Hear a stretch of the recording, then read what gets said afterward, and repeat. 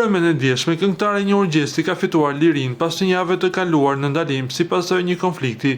Ngjarja e cila bëri bujë të madhe në media lidhet me një përplasje verbale që më pas agravoi, ndërsa gjatë momentit të ndalimit artisti dyshohet se mbante me vete dhe një armë pa leje.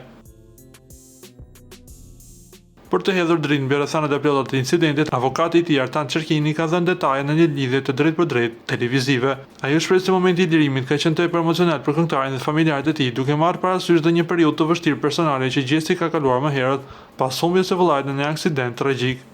Sipas avokatit, gjendja emocionale ka ndikuar në reagimin e artistit gjatë konfliktit, megjithatë ai ka bashkëpunuar me autoritetet dhe ka treguar pendesë për sjelljen e tij. Gjykata pasi shqyrtoi çështjen, vendosi ta dëgjojë këngëtarin me kusht, si dhe t'i vendosë një gjofë financiare prej 7.000 eurosh. Avokati i tij deklaroi: incidenti, i cili ka shërbyer si pretekst për ndalimin e Gjestit, i ka paraprirë një mosmarrëveshje mes tij dhe kompanisë që sipas tij kjo kompani ka borxhe këngëtarit. I revoltuar nga injorimi i kompanisë, Gjesti ka reaguar me ato që edhe ju keni parë. Ai në fakt ka pranuar se ka thënë fjalë jo të mira, të cilat mund të kenë pasur dhe tona kërcënuese ndaj stafit. I ka dëmtuar dhe disa objekte dhe ka pasur me vete dhe një armë pa leje.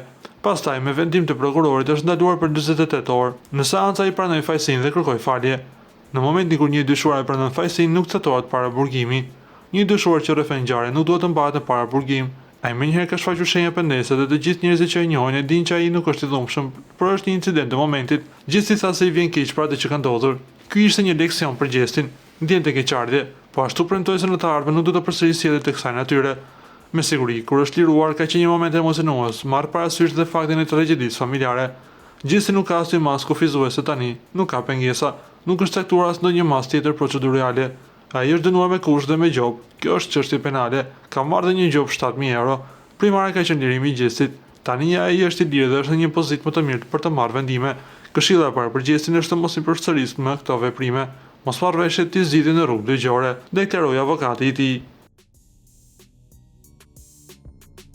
Para se të ndiqni lajmin, ju lutem klikoni tek butoni subscribe për të marrë të rejat më të fundit nga Showbizi shqiptar.